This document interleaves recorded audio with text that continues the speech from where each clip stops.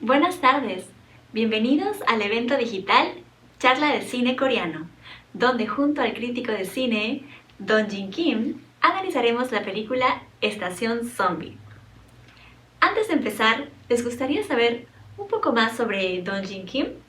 Bueno, Don Jin es un crítico de cine de nacionalidad coreana quien se ha desempeñado como periodista del portal de películas Max Movie en el año 2014 hasta el 2015. También ha trabajado en marketing de películas y ha sido ganador del Premio de Plata en el primer proyecto de publicación de libros Branch Book de Kakao en el año 2015. Esta es una competencia editorial que se realiza en Corea. También viene organizando encuentros sociales y dando charlas sobre temas cinematográficos desde entonces. En el año 2018 publicó el libro de revisión de películas Este mundo no existiría en esa película. Ahora sí, nos conectamos con Don Jin Kim, quien iniciará con el análisis de la película Estación Zombie y responderá a las preguntas que hemos recibido previamente. Don Jin, te damos la bienvenida.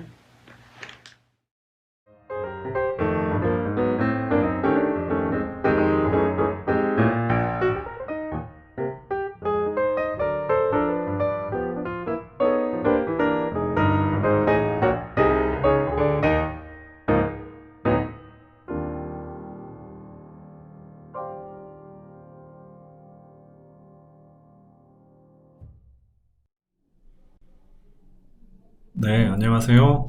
주 페루 대한민국 대사관의 초청으로 영화 부산행에 관해 이야기 드릴 김동진이라고 합니다. 저는 한국에서 영화를 주제로 한 글을 쓰면서 다양한 어떤 소셜 네트워킹 모임과 강의 등을 진행하고 있고요. 페이스북 라이브를 통해 참여해주시는 현지의 모든 분들께 현장에서 인사를 드리면 더 좋았겠지만 온라인으로나마 이렇게 인사를 드릴 수 있게 돼서 반갑고 또 감사한 마음이 듭니다. 모두 건강과 안전에 유의하시기를 바라겠고요. 지금부터 전해드릴 이야기는 이 영화에 대한 아주 심층적인 비평이라기보다는 이 영화를 어떻게 바라보면 좋을까에 대한 일종의 어떤 가이드에 해당할 것 같습니다. 영화의 주요 장면이나 결말에 대한 언급이 물론 있으니까 영화 부산행을 감상하신 분들만 본 영상을 시청해 주시면 좋을 것 같습니다. 우리가 어떤 영화를 재난영화라고 부를 때 그 종류에는 아마 여러 가지가 있을 거예요. 초고층 빌딩이 어떤 화재 같은 원인으로 붕괴가 된다든지 수십 미터의 파도가 몰아치는 그런 쓰나미 같은 경우도 있을 것이고요. 아니면 화산 폭발이라든가 소행성이 충돌한다든가 아니면 외계인의 침공 이런 아주 굉장히 다양한 재난의 모습들이 생존의 어떤 딜레마를 우리에게 안겨주기도 하고 또 소중한 사람을 지키고 누군가가 희생을 하고 그런 데서 오는 아주 진한 가족애의 정서가 담겨 있기도 하죠. 지금 말씀드리는 이런 종류의 재난 영화들은 가령 그런 것들이 왜 어떻게 해서 생겨났는지 원인을 규명을 하고 또 문제를 해결하는 일도 중요하게 다뤄지는 경우가 많습니다. 가령 어떤 빌딩이 부실공사로 지어졌는데 알고 보니 그 회사에 어떤 비리가 있었다더라 이런 식으로 아니면은 쓰나미나 그런 해일 같은 지구온난화로 인해서 발생한 이상현상 이런 것들에 대해서 다루는 게 그런 경우에 해당을 하겠죠. 그런데 지금 말씀드릴 부산행 같은 경우는 이른바 다른 재난 영화들과는 조금 차이가 있을 것 같아요. 다른 좀비 영화들과도 좀 유사한 면도 있을 텐데 그러니까 일단 우리가 좀비가 나오는 영화들을 많이 봐왔기 때문이기도 할 텐데 일단 좀비라는 것 자체가 거의 판타지에 가까운 소재이지 않겠습니까?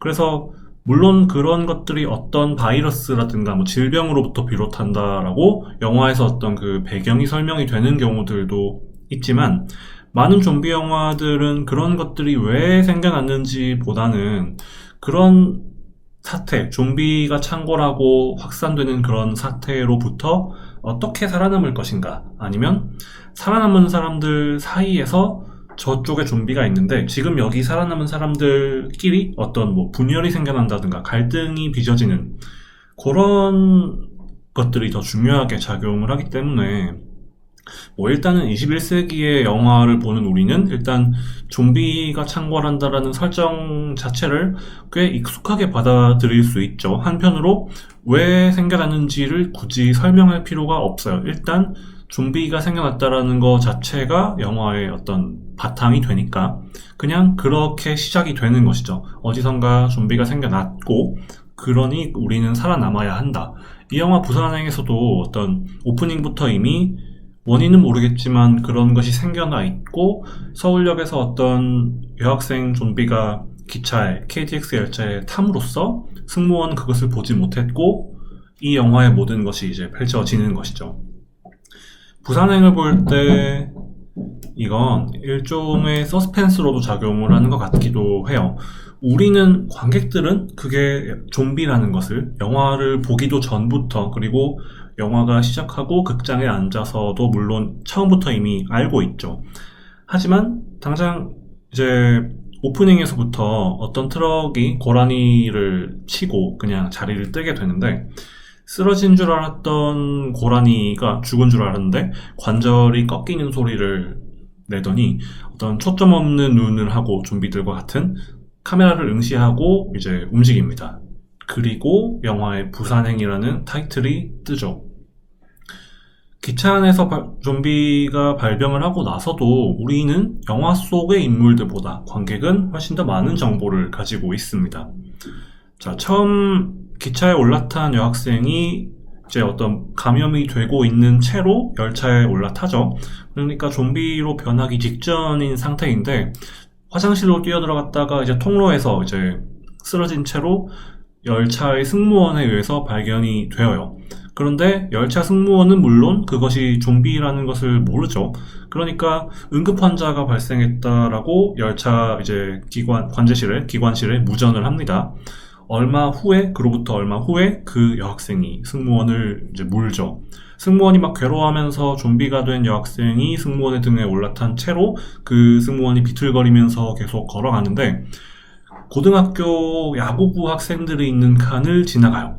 근데 학생들도 막 서로 옆에서 친구들이랑 장난치고 놀다가 저게 대체 뭐야 하고 바라보는데 이제 얼마 뒤에 승무원까지도 좀비로 변하는 모습이 나오죠. 그로부터 본격적으로 그 승무원이 이제 고등학생을 물고 공격하고 이런 식으로 이제 그 고등학생들이 타고 있는 칸에서 본격적으로 확산이 되기 시작하는데 아직까지도 기차에 탄 사람들은 이게 무슨 광경인지를 몰라요. 그냥 뭐 사람들이 미쳐서 사람들을 공격한다 이렇게만 언급을 하지 이게 뭐야 하면서 막 옆 칸으로 도망가는 사람들의 모습이 비춰지고 그러니까 우리가 살면서 겪어볼 일도 없는 아주 이상하고 공포스러운 상황이 눈앞에 닥쳤을 때 어떻게 할 것인가.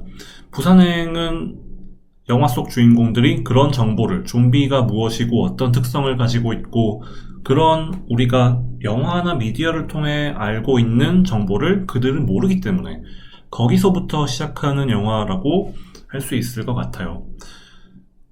게다가 이어서 이제 영화에서 벌어지는 부산행에서 벌어지는 많은 문제들은 이렇게 갑작스럽게 찾아온 재난 상황에서 컨트롤 타워가 되어야 할 어떤 문제를 해결하고 사람들을 돕거나 이제 구조하는 데 나서야 할 국가 혹은 정부 기관조차도 이것에 대해서 어떤 대응 능력을 제대로 갖추고 있지 못하다라는 것에서부터 이 문제들이 시작이 될 뿐 아니라 악화되기까지 하죠. 부산행이 아주 독창적이고 새로운 영화는 아닐 수 있습니다.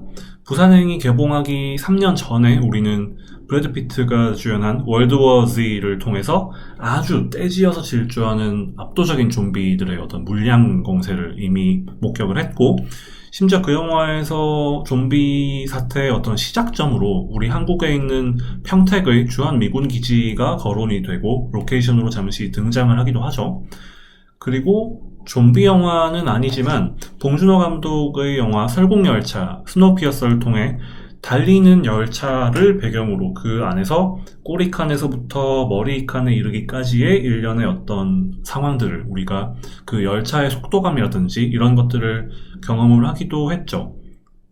그런 연장선 상에서 부산행에서도 아주 무리를 지어 달리는, 떼지어 달리는 좀비들이 어떤 산처럼 쏟아지는 광경이 등장을 하고, 그런 일들이 대부분 시속 300km로 달리는 KTX 열차 안에서 벌어진다라는 그런 특성이 있겠습니다. 그러나 아무리 어떤 경부선 서울부터 부산까지의 그 시작점부터 시점부터 종점까지라고 해도 영화 내내 기차 안에서만 이야기가 벌어진다라면 관객들이 조금씩 흥미가 떨어질 수도 있고, 또 기차 안은 라는 공간 내에서만 벌어지는 어떤 액션을 보여주는 데는 좀 공간적인 특성에서 한계가 있을 겁니다. 그렇기 때문에 부산행은 이 점을 여러 가지 방식으로 극복을 해내고 있는데, 일단 좁은 화장실 칸에 있는 어떤 여학생 좀비의 모습과 그 뒤에 가면은 좀비인 것처럼 우리가 의심을 하게 되는 화장실 안에 있는 노숙자의 모습이 나온다든지, 그런 식으로 어떤 서스펜스를 만들어 긴장감을 만들어 내기도 하고, 그리고 이제 열차 칸 사이마다 출입문이 있죠. 이제 미닫이로 되어 있고 버튼을 누르면 어떤 것을 조작하면, 버튼을 조작하면 열리는 그런 문인데, 그러니까 그 출입문은 자동으로 몇 초 후면 이제 닫히도록 설정이 되어 있지만, 급박한 상황에서는 이제 좀비들이 스스로 문을 열 줄 모른다라는 설정 때문에 이제 인물들이 자동 상태로 되어 있는 어떤 레버를 수동으로 당겨서 문을 직접 열고 닫죠. 그리고 터널을 지날 때 좀비들이 빛에 반응한다. 즉, 어두운 환경에서는 눈앞에 있는 사람들을 보고도 바로 제대로 반응을 하지 못하는 그런 어떤 모습으로 인해서 영화 중반을 보시면 좌석 위에 어떤 짐칸을 통해서 사람들이 이제 살금살금 이제 기어서 이동을 한다든지, 아니면 뭐 야구공이 가방에서 떨어지는 소리, 혹은 휴대전화의 벨소리, 이런 것들을 활용해서 소리를 활용해 좀비들의 주의를 끄는 그런 모습도 나오죠. 그리고 대한민국은 총기 소지가 자유로운 곳이 아니기 때문에 야구부 같은 칸에 있었던 덕분에, 그러니까 총으로 흔히 좀비 영화에서 좀비들을 쏘아 죽이는 형태로 이제 대처를 하는 반면에, 여기서는 그 야구부 칸에 있던 어떤 야구 방망이, 배트를 활용해서 이제 무기로 쓰는 장면도 펼쳐지죠.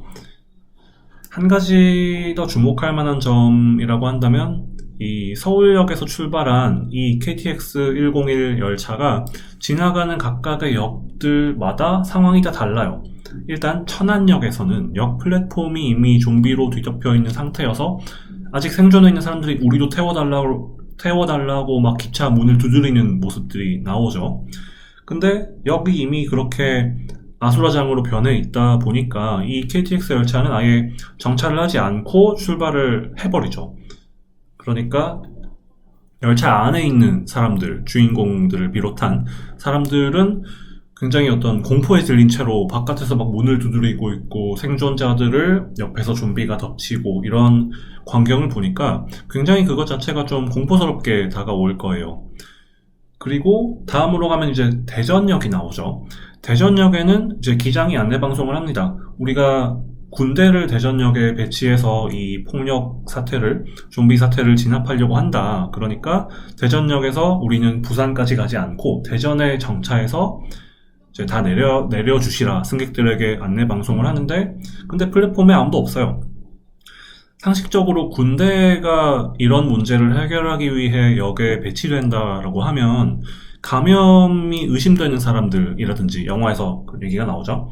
그런 사람들을 분류한다라든가 뭐 이런 조치가 필요하니까 군인이나 어떤 경찰 병력들이 기차가 멈춰서는 플랫폼에 이미 배치가 되어 있어야겠죠. 사람들을 뭔가 인솔을 하고 어떤 어디로 움직이시라, 어디로 가라라고 이제 지시를 한다든가 하니까. 근데 그래야 하는데 플랫폼에 일단 아무도 없어요. 그것 자체가 일종의 복선이기도 하고, 용석도 그렇게 말을 하죠. 왜, 뭐야, 이렇게 아무도 없어? 라고 이제 말을 하죠. 그러니까 이제 대전역에 배치되어 있는 군인들이 어딘가에 밖에서 있겠지 하고 사람들이 내려서 이제 역 광장 대합실을 지나서 밖으로 나가는데 계단과 에스컬레이터를 타고 내려가는데 저기 앞에 운집해 있는 군복을 입은 좀비들을 발견을 하는 것이죠. 그러니까 또 생각해보면은 그 대전역에 배치되어 있었던 군인과 경찰들도 좀비라는 사태에 대해서 정보가 없었기는 마찬가지일 거예요. 그러니까 그냥 어떤 일상적인 시위를 진압할 때 쓰는 그런 곤봉이라든가 방패 이런 것들만 지급을 받아서 오히려 그 군인들도 경찰들도 좀비를 진압하지 못하고 그대로 좀비가 되어버리는 거죠. 자, 대전역에 내렸던 사람들이 이 좀비가 된 군인들을 보고 다시 기차로 도망치게 되는데 그 승강장과 승강장을 이어주는 이제 통로 위쪽에 있던 좀비들이 창문을 깨부수고 기차 위로 떨어지는 상황이라든지 그리고 기차가 승객들을 다 태우지 않고 먼저 출발을 해버리는데 그 역 대합실에서 문을 막느라고 뒤늦게 합류하는 인물들이 있죠. 서구도 있고 상화도 있고 이런 사람들이 억지로 뛰어와서 가까스로 기차를 타는 상황. 게다가 조금 앞선 장면을 보면 대합실에서 다시 기차를 향해 도망쳐온 사람들이 이미 좀비로 변해버린 사람들이 있는 기차의 칸을 잘못 열어서 그 기차 안에 있던 좀비들이 플랫폼으로 쏟아져 나오는 광경도 펼쳐지죠. 이미 기차 안에서만 아마도 기차를 배경으로만 이 부산행의 이야기가 펼쳐졌다라면 앞서 말씀드린 바와 같이 분명히 어떤 다양한 장면, 액션 이런 것들을 묘사하는데 한계가 있었을 거예요. 근데 부산행은 나름대로 그런 기차에만 머무르지 않고 역이라든가 이런 공간들을 다양하게 활용을 하고 있어요. 일단 동대구역에 내리게 되면 기차가 앞서 선로가 다른 기차로 막혀 있어서 이 KTX가 더 이상 운행을 할 수가 없게 되죠. 그래서 서구를 비롯한 이제 사람들이 기차에서 내려서 기장의 안내대로 기장이 그렇게 말을 하죠. 자기가 운행할 수 있는 기차를 찾아서 선로 좌측 끝에 올려놓겠다. 그러니까 생존자분들은 이 기차에 타시라라고 행운을 빈다라고 안내 방송을 하죠. 그러면 그 기차를 타기 위해서 생존해 있는 이 사람들이 뛰어가는데 뒤에 가면 그 뒤로 수많은 좀비들이 이제 기차 안을 배경으로 하지 않고 밖으로 쏟아져 나옵니다. 이 기관차가 느린 속도로 달리고 있고 뒤에 서구와 성경과 수완 이 사람들이 뛰어오고 있고 그 뒤로 수많은 좀비들이 쏟아져서 이렇게 호를 그리면서 달려오죠. 그래서 좀비들이 서로 좌우에서 쏟아져 오는데 자기들끼리 막 부딪혀서 산을 이루고 그런 어떤 시각적인 스케일이 돋보이는 장면들이 이제 기차를 벗어나 역이라는 그 철로라는 어떤 외부에서 압도적으로 펼쳐지는 그런 광경이 있죠. 자, 그런 식으로 또 공간을 다양하게 활용하는 측면이 있고, 그리고 기차 안에서도 영화 중반부에 이제 서구랑 그리고 노숙자가 나란히 좌석 뒤에 좌우로 숨는데 갑자기 터널이 끝나버리니까. 그런데 좀비들이 아직 둘을 발견을 하지 못했고 그 중에 어떤 좀비가 서구와 노숙자가 있는 곳을 향해 조금씩 다가오죠. 그러면 관객들은 자연스럽게 생각을 하게 된단 말이죠. 긴장감을 갖고 둘 중에 누가 좀비에게 발견될지 혹은 이 둘 중에 누가 살아남을 것인가 아니면 둘 다 살아남을 것인지 어떻게 이 위기를 모면할지 이런 것을 지켜보게 되는데 그런 것도 굉장히 이제 좌석의 밑에 이런 여러 가지 기차라는 제한적일 수 있는 좁은 공간의 여러 가지 곳들을 활용을 잘 하고 있는 것이죠.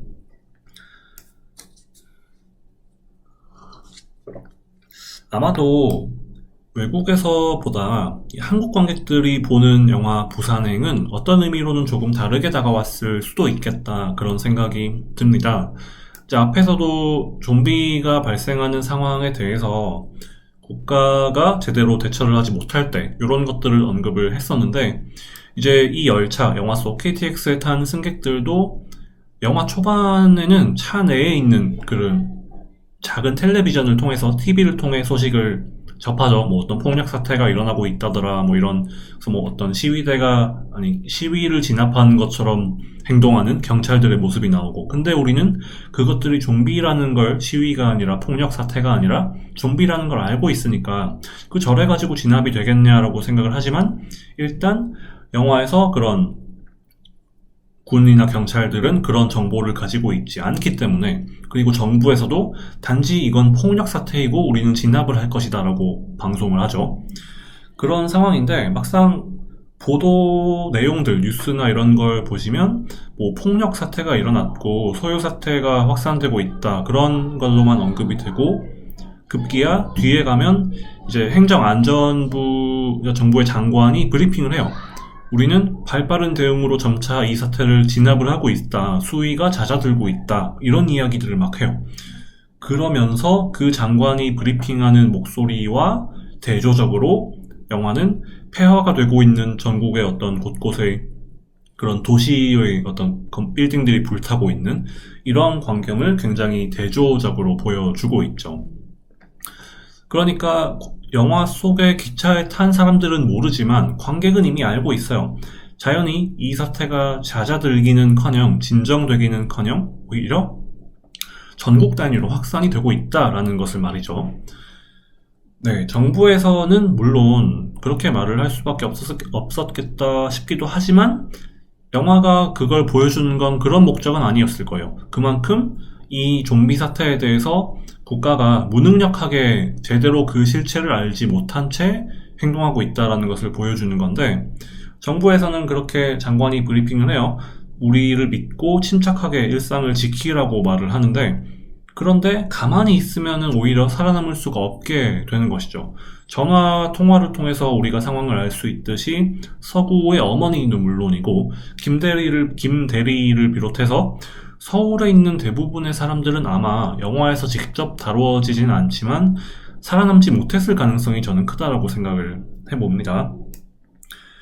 이제 굳이 2014년 4월에 있었던 그 세월호라는 사건에 대해서 직접 말을 하지 않더라도 부산행은 단순히 컨트롤 타워가 무능력하게 제대로 대처하지 못했을 때 어떤 일이 일어날 수 있는지는 물론이고, 그리고 처음 좀비가 확산되는 공간이 어디였는지를 떠올려 보시면 기차 안에서도 고등학생들이 타고 있는 칸이었죠. 야구부원들이 있는. 그리고 영화에 어쩌면 메인 악당, 빌런이라고 할 수 있는 버스회사 상무 용석이 진희가 자기 친구들이 온다라고 하니까 걔들 감염됐는지 안 됐는지 어떻게 아냐 라면서 폭력적으로 대하죠. 막 진희가 말을 못하게 하고 휴대전화를 발로 밟아서 깨버리죠. 그러면 이런 모습들도 충분히 어른과 학생의 구도처럼 생각을 해볼 여지도 있다라는 거죠. 그러면 과연 이 사회에서 보호받아야 할, 잘 사회 구성원으로 포섭되어야 할 사람들이, 약자들이, 학생들이 제대로 보호를 받고 있는가 하고 생각해 볼 수 있겠다라는 점입니다. 영화 마지막에 이르러서 결국은 성경과 수완만이 살아남는다는 점에서도 그런 점은 더 뚜렷하게 우리가 생각을 해볼 수 있는 요소라고 할 수 있겠습니다. 저는 부산행을 한국의 극장에서 개봉했을 2016년 당시에 극장에서 관람을 했고, 이번 영상을 말씀을 드리기 위해서도 한 2번 다시 감상을 했는데요. 그 현지 관객분들의 생각이나 의견이 궁금해지는 그런 장면들도 좀 있었어요.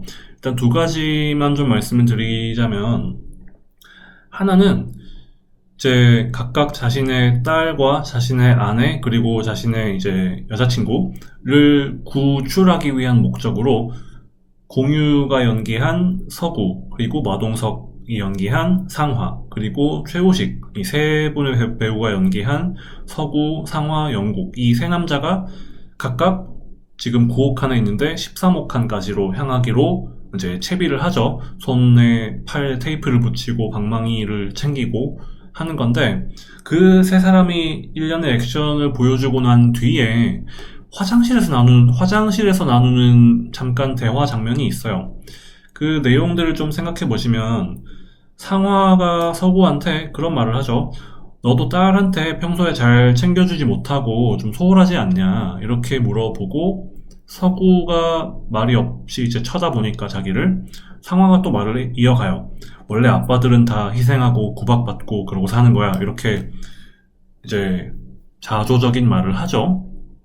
그러면서 당장은 모르겠지만 딸이 나중에 더 잘하면 자신들이 지금 우리 아빠들이 하는 고생을 좀 더 알아주지 않겠는가, 이해해주지 않겠냐, 그런 말을 이제 서구가 상화한테 하는 건데, 이 장면은 물론 두 아빠들이 나중에 가면 결국 희생을 하게 되니까 일종의 복선처럼 기능을 할 수도 있어요. 그렇지만 굳이 이렇게 대사를 통해서 아주 직접적이고 노골적으로 말을 한다라는 것에 대해서 좀 아쉽게 느껴지기도 하는 거죠. 그러니까 이미 그런 대사가 없어도 우리는 이 두 사람이 서로의 각자의 소중한 사람을 지키기 위해서 좀비가 가득한 이 기차의 여러 칸들을 뚫고 무사히 갈 수 있을지 없을지도 모르는데 일단 서로 갑자기 역할을 나눠서 상화가 맨 앞에 서고 영국이 가운데 서구가 뒤에 이렇게 각자의 역할까지 나눠서 이동을 한단 말이죠. 그러면 그 행동 자체가, 그 액션 장면을 보여주는 것 자체가 이 사람들이 지금 자신의 위험을 무릅쓰고 소중한 사람들을 구하기 위해 몸을 던지는 것이라고 우리는 알 수 있는데, 굳이 직접 대사를 통해 아주 직접적인 메시지를 경우에 따라서는 노골적으로 비춰질 수도 있는 말을 한다라는 건, 이 영화가 만약 재난에 대처하는 어떤 국가나 사회에 대한 그런 메시지를 녹여내고자 했다라면 영화에서 앞부분에 몇 가지가 다루어졌듯이, 그러면 사회적인 지위라든가 뭐 이런 것들에 따라서 나뉘는 사람들의 행동, 인간 군상의 어떤 이기심이라든가 그런 것들을 보여주면서도 결국 이 영화 전체의 이야기를 서구라든가 상화라든가 이런 인물들의 희생을 통해서, 그러니까 영화 전체가 결국은 어느 영화에서나 말할 수 있는 어떤 가족주의적인 그런 정서로 영화 전체의 서사가 환원되어 버리는 것은 아닐까, 그런 생각이 든다라는 거죠. 그래서 상화도 그렇게 말을 하고 나서 왜 내 말이 좀 뭐 멋있고 감동적이냐? 이렇게 약간 말을 하죠. 그런 것도 오히려 약간 유머처럼 지나가는 장면이긴 하지만 이 부산행이라는 영화가 이미 충분히 여러 가지 정황들을 통해서 상화가 하는 말의 내용을 이미 보여주고 있음에도 그것을 인물의 대사를 통해서 한 번 더 강조를 한다라는 것이죠. 그리고 그렇게 굳이 강조를 하지 않아도 되지 않았을까라는 점을 저는 좀 생각을 해보게 되었던 지점이 있고요. 다음으로는 이제 그렇게 해서 나머지 사람들이 있는 칸까지 왔더니 서구와 이제 성경과 이 일행들을 보고 용석을 비롯한 이 나머지 사람들이 너희들 감염된 거 아니냐, 빨리 저쪽 칸으로 가라라고 쫓아내버립니다. 그러고 나서 그 사람들이 서구 일행을 내쫓고 나서 이제 서구 일행이 문을 열지 못하게 하려고 자신들의 옷가지를 넥타이 막 이런 걸 동원해서 문을 묶어버리는 장면이 있죠. 그러니까 열심히 서로 막 뭐 저거 빨리 내놓아라 하면서 서로 막 이제 분주하게 옷으로 문을 묶고 있어요. 그 사이 저쪽 멀찍이 앉아있던 할머니 종길이 좀비들이 있는 반대쪽 칸의 문을 확 열어버리는 장면이 있습니다. 자, 우리는 영화에서 용석을 비롯한 사람들의 어떤 이기적이고 소위 악당스러운 면을 많이 봐왔기 때문에 어쩌면 이 장면에서 마치 자기만 살기 위해서 다른 사람들에게 피해를 주는, 폭력적으로 대하는 이들이 마치 심판을 받는 것과도 같은 그런 일종의 통쾌함을 느꼈을 수도 있어요. 하지만 이것도 다소 자기적으로 혹은 도식적으로 편의적으로 그려진 면이 있지 않은가 하는 생각이 들기도 했는데요. 거기서 종길이 문을 여는 행동을 하는데 직접적으로 영향을 주는 건 자기랑 같이 기차에 탔던 언니, 인길이죠. 그 인길이 좀비로 변했지만 탐욕스럽고 막 개걸스럽게 먹이를 찾는 모습이 아니라 아주 순하고 무기력하기까지 한 표정을 짓고 있는 인길의 모습을 종길이 문 너머로 발견을 해요. 유리문 너머로. 그 언니를 보더니 종길이 이제 한탄하듯이 말을 하죠. 어차피 이렇게 죽을 거 무엇하러 그렇게 남들 위하고 평생 희생하면서 살았냐, 바보같이. 뭐 이렇게 말을 하는데, 그러면서 기차 안에서 좀비들이 있는 칸을 신경 쓰지 않고 저쪽 자신들이 감염됐을지 모른다고 선동해서 쫓아버린 사람들이 이곳으로 넘어오지 못하게 하는데 골몰해서 좀비들이 있는 칸을 무방비 상태로 놔두고 이쪽에 문을 옷으로 묶고 있는 그 사람들의 풍경을 보면서 종길이 한마디 마지막 대사를 날립니다. 놀고 있네. 이렇게 말을 하죠.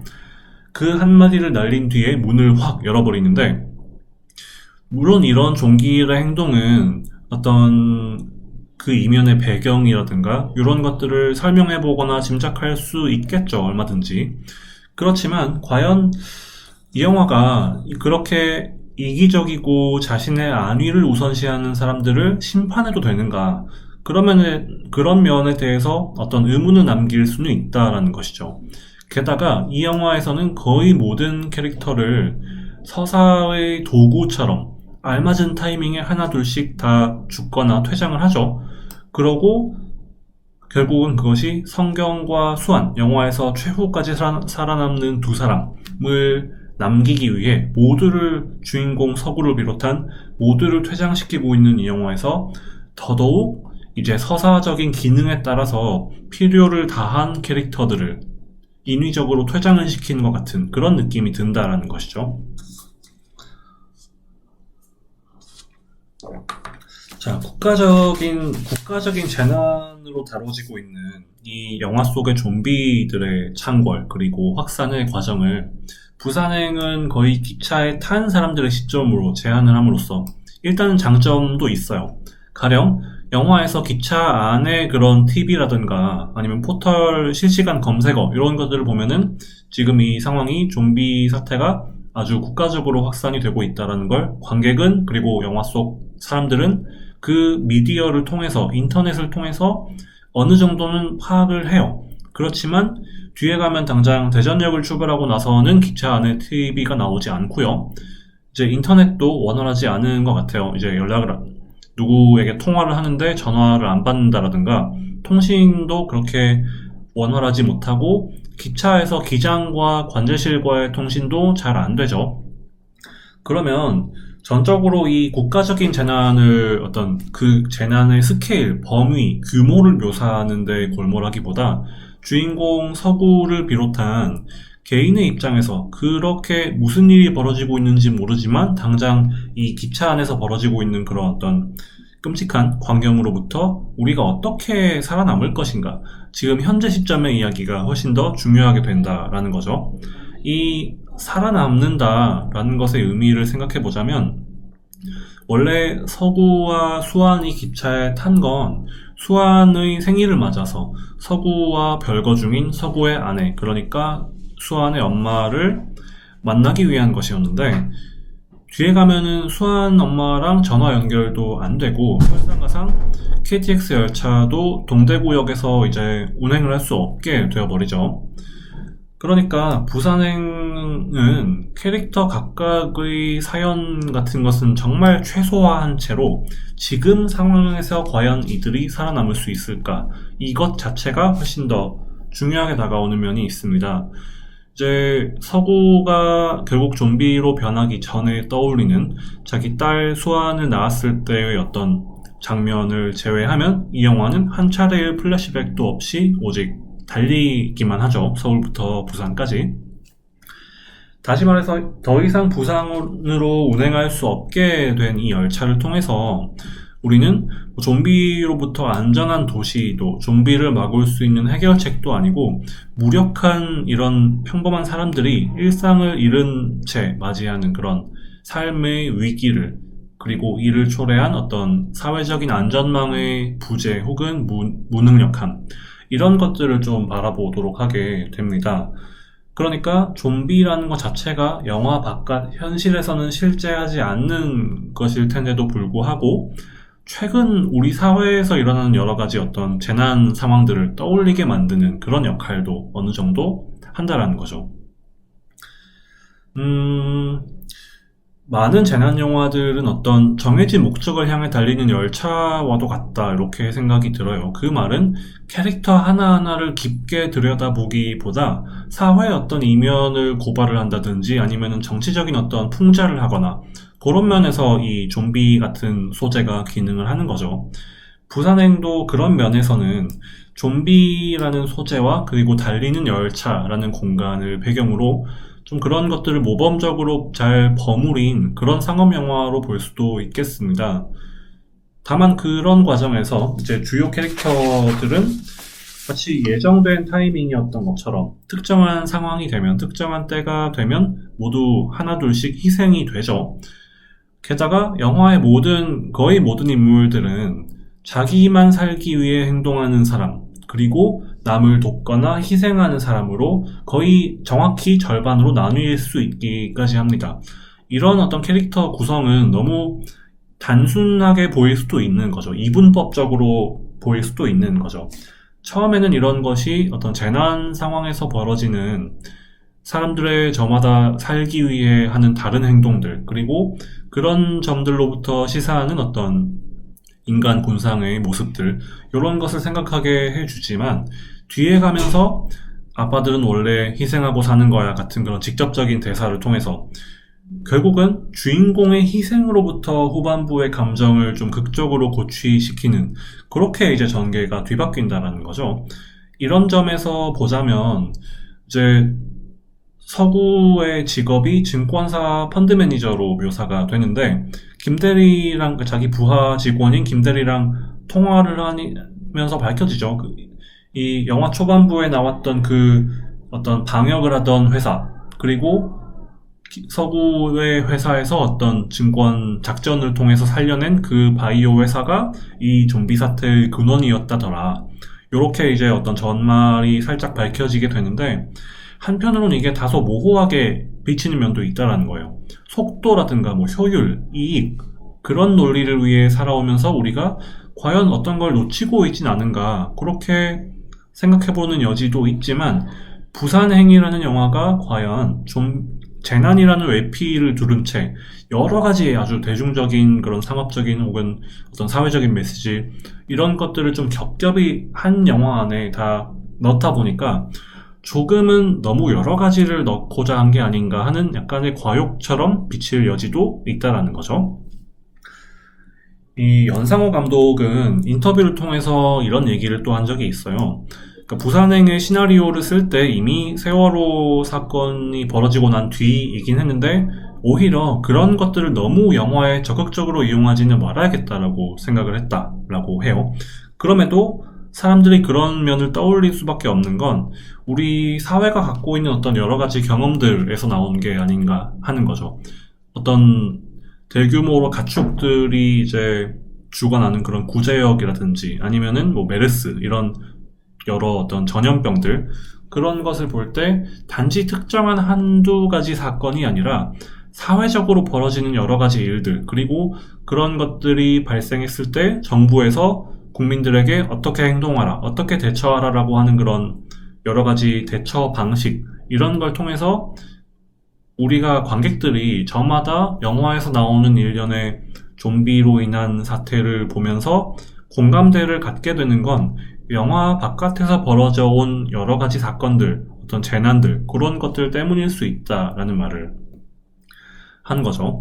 그러면서 흥미로운 건 이 버스회사 상무인 용석이 어쩌면 이 영화에서 가장 이성적으로 행동하는 인물일지도 모른다, 이런 말을 하기도 했더라고요. 자, 부산행이라는 영화의 어떤 프리퀄 성격이라고 볼 수 있는 서울역이라는 작품이 있어요. 이제 한국에서는 부산행과 같은 연도에 개봉을 했고, 이것은 실사 영화가 아니라 애니메이션이에요. 원래는 이제 연상호 감독은 돼지의 왕이라든가 사이비 같은 애니메이션을 만드는 감독인데, 원래 그래서 서울역도 지금의 부산행 같은 재난 블록버스터로 이제 만들기를 제안을 받았었다라고 해요. 하지만 당시에 서울역은 이미 작업을 하고 있었기 때문에 이 서울역이란 영화의 어떤 느슨한 후속작처럼 부산행을 만들게 되었다라는 말을 해요.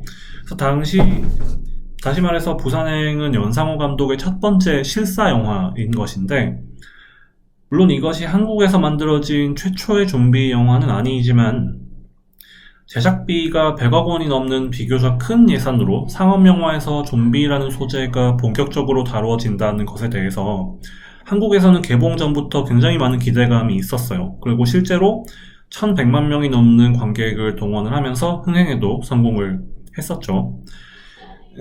부산행을 보신 분들이라면 결말 이후의 상황도 궁금하실 텐데, 영화에서는 부산행에서는 부산이 다른 지역들과 달리 좀비로부터 어떤 초기 진압과 방어에 성공한 지역으로 묘사가 됩니다.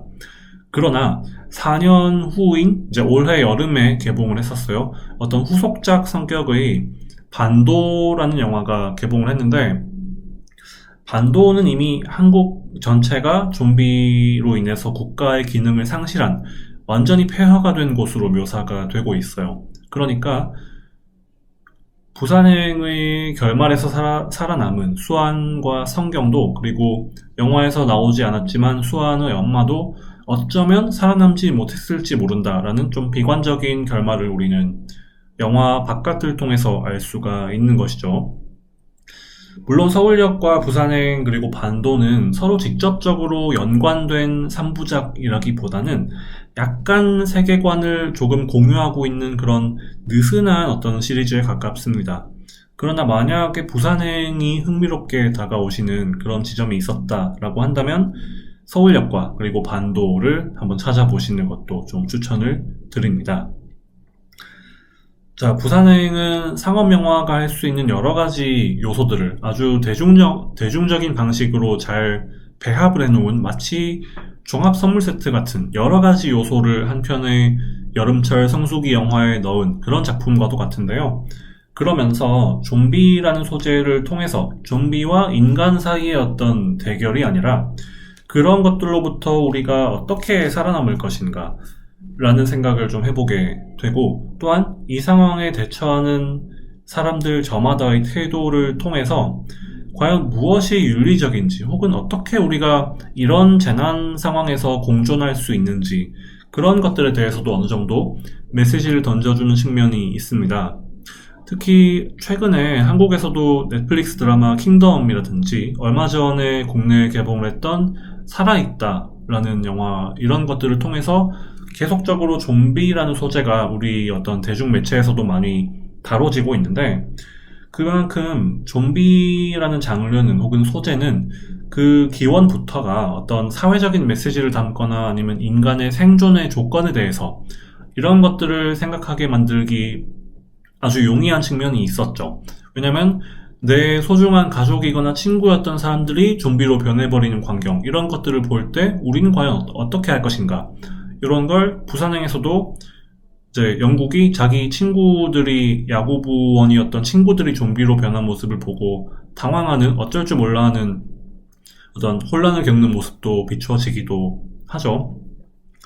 그러니까 살아남는다라는 것에 대해서, 인간의 생존에 대해서 좀 생각해보게 만드는 그런 측면이 굉장히 좀비라는 어떤 소재를 특성을 활용해서 굉장히 강하게 드러난다라는 말씀을 좀 드려볼 수 있겠고, 앞으로는 이런 장르가 미디어에서 영화나 드라마를 통해서, 특히 한국 영화에서 어떻게 다뤄질 수 있을지 이 부산행을 통해서 한 번쯤 각자 생각해 보실 수 있는 그런 계기가 되면 어떨까 하는 생각이 들었습니다. 네, 들어주셔서 감사합니다.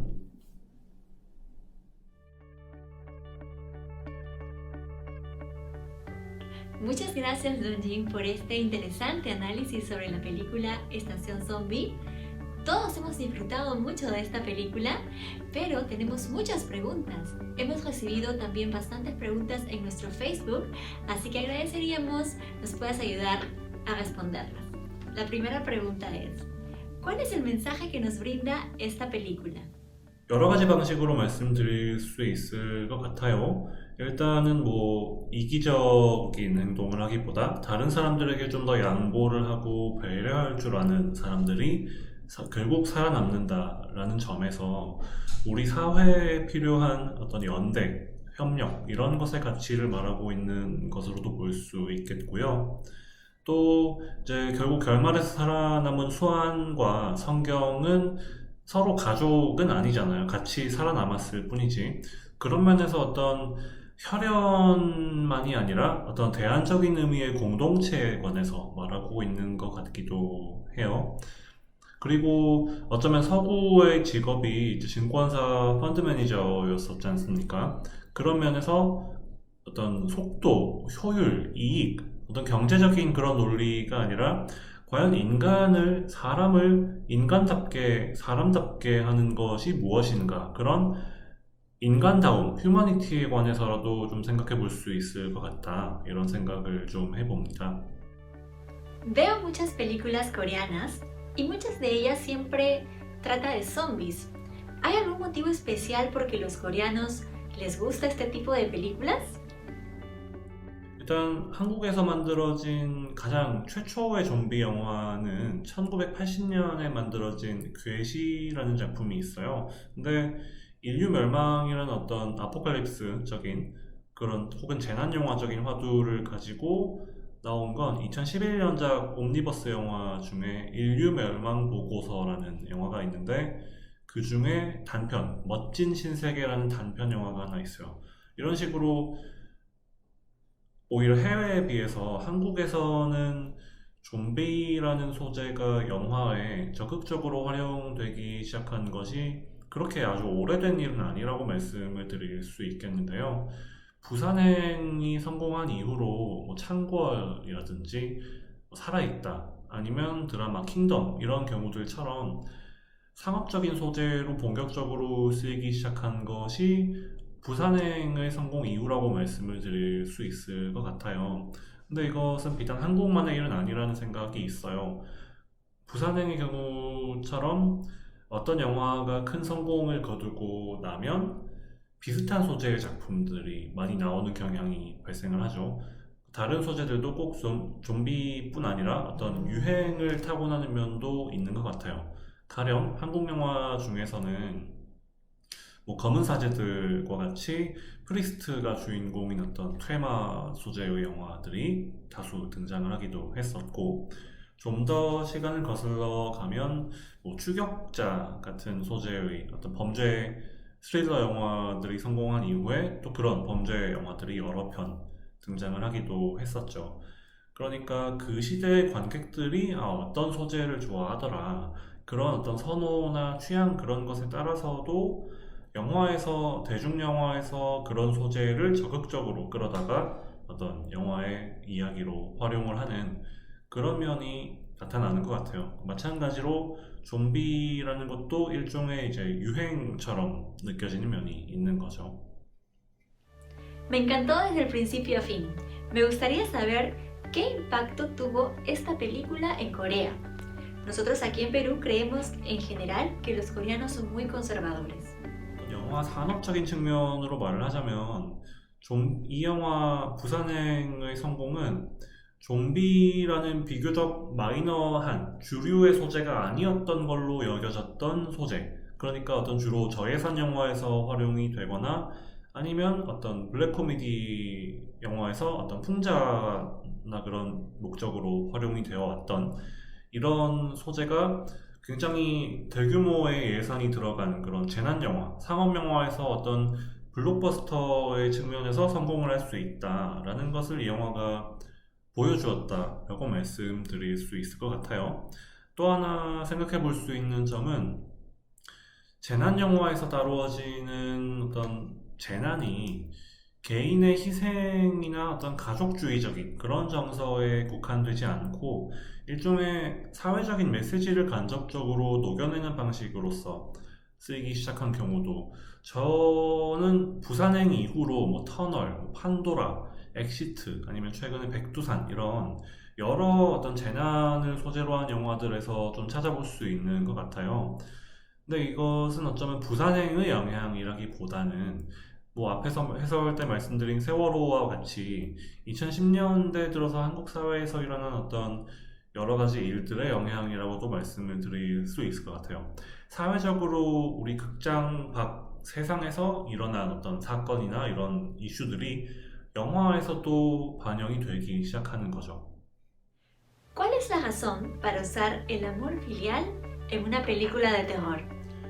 장르를 떠나서 어떤 가족에 대한 사랑이라는 감정은, 정서는 거의 모든 관객들에게 보편적으로 공감대를 얻을 수 있기 때문이 아닌가 싶은 생각이 있습니다. 가령 부산행에서도 이제 서구는 직장 생활에 전념하느라 영화 초반부터 가족들에게 굉장히 소홀한 것으로 묘사가 되죠. 이제 생일 선물을 딸한테 샀는데 어린이날에 사줬던 선물을 까먹고 깜빡하고 또 사준다라든지 이런 면이 나타나는데, 그리고 후반에 가면은 수환의 대사에 의해서도 추론을 할 수 있어요. 서구가 아내와 별거를 하게 된 것도 가족보다 서구가 자기 자신에게만 충실하기 때문이다 라는 이제 언급이 있죠. 그러니까 수환은 처음에는 엄마에게와 달리 아빠 서구에게는 존댓말을 하고 어떤 약간 거리감이 있어 보이는 모습을 보여요. 그러니까 아주 친밀한 아빠와 딸 사이로는 안 보이는 거죠. 그런데 영화 후반으로 가면 아빠에게도 반말을 하기 시작하고 아빠와 떨어지기 싫어하는 모습을 보입니다. 그러니까 어떤 재난과 같은 두려움을 주는, 공포감을 주는 상황에서 우리가 평소에는 좀 소홀하게 지내왔을 수 있는, 소원하게 지내왔을 수 있는 가족의 어떤 소중함이라든지 사랑, 이런 것들을 깨닫게 된다라는 측면에서 질문해 주신 것처럼 특히 어떤 이런 장르에서 사랑이라는, 특히 부모, 자식이라든가 뭐 연인이나 이런 사랑을 활용하는 것도 좀 용이한 그런 측면이 있다, 이렇게 말씀을 드릴 수 있겠죠. ¿Por qué cree que al final de la película los sobrevivientes son una mujer embarazada y una niña, quienes son las más vulnerables entre todos los pasajeros del tren? ¿Cuál es la intención del director? 영화 전체의 메시지랑 좀 관련이 있을 것 같아요. 일단은 힘세고 이기적인 사람들이 살아남는 것보다는 이렇게 임신부인 성경과 그리고 서구의 딸 수안, 이렇게 두 사람을 살리는 선택을 하는 게 좀 더 관객들에게 감정적인 어떤 울림을 줄 수 있는 선택이었을 거라고 저는 생각을 해요. 특히 이제 두 사람이 마지막에 터널을 지날 때 군인들이 멀리서 감염 여부를 식별할 수 없으니까 사살하라는 명령을 받죠. 그래서 어떤 총을 겨누고 있는 순간 수완이 부른 노랫소리 때문에 두 사람이 결국 감염자가 아니라 생존자라는 것이 군인들에게 판명이 되어서 결국 두 사람이 구조를 받죠. 여기서도 중요한 게 수완이 부르는 그 노래가 어떤 학교에서 장기자랑을 할 때 아빠에게 들려주고 싶어서 연습했던 노래라는 거죠. 그런 면에서도 의미가 있고, 결국 부산행이라는 영화에서 어떤 캐릭터의 구성이 다소 어떤 선악 혹은 뭐 이기적인 사람과 이타적인 사람, 이렇게 이분법적으로 볼 수 있기는 하지만 재난 상황에서도 생겨나는, 그럼에도 잃지 않는 어떤 사랑, 그리고 특히 여성들 간의 어떤 연대에 관해서 이런 선택을 함으로써 좀 더 부각할 수 있는 그런 결말이 아닐까 하는 생각이 있고요. 그리고 특히 상업영화에서 예를 들면은 이 영화에서 어떤 용석과 같은 그런 악한 인물이 살아남는 결말을 보여주는 건 굉장히 조심스러웠을 것이기도 해요. 그러니까 여러 가지 면에서 이 임산부 성경과 어린 수안 두 사람을 생존하게 하는 것은 그런 의미로 볼 수 있지 않을까, 그런 생각을 해봅니다. Muchas gracias, Don Jin Kim, por tu participación y por ayudarnos a resolver todas nuestras dudas de la película Estación Zombie. También quiero agradecer a todos los participantes por conectarse y esperamos verlos pronto. 감사합니다.